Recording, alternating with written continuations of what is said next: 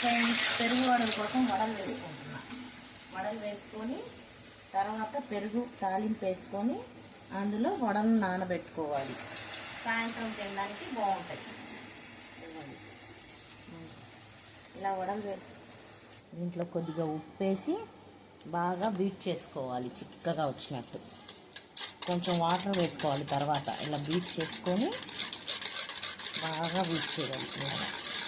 పల్చగా వచ్చినట్టు ఇట్లా మెత్తగా. అసలు బీట్ చేస్తే ఎలా ఉండాలంటే ఇలా బీట్ చేసి కొద్దిగా వాటర్ వేసుకొని మజ్జిగలా చేసుకోవాలి. ఇలాగా ఇలా మజ్జిగ చేసుకోవాలి. ఇలా ముందుగా మంచినీళ్ళలో వేసి ముంచుకోవాలి కాసేపు.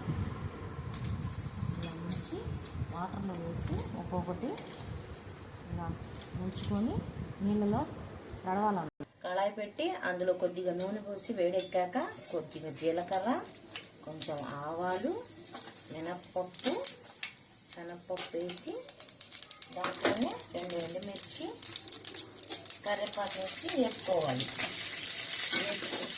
ఇది పెరుగులో వేసేయాలి. పెరుగు తాలింపు ఇలా వేసుకొని ఆ వడలు అందులో ముంచేసుకోవాలి. ఇందులో వేసేసి తాలింపు వేసుకోవాలి. ఇందులో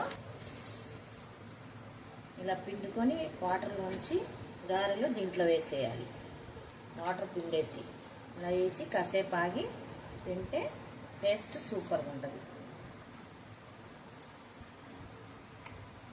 తింటే టేస్ట్ చూడండి, చక్కటి టేస్ట్ చూడండి ఎలా ఉందో. ఎమ్మీగా ఉంటుంది. టేస్ట్ మాత్రం సూపర్గా ఉంటుంది. నేను తిని చూపిస్తా, మీరు కూడా ట్రై చేయండి. చాలా బాగుంది. ఇలా ట్రై చేసి కామెంట్ పెట్టండి, లైక్ చేసి షేర్ చేయండి.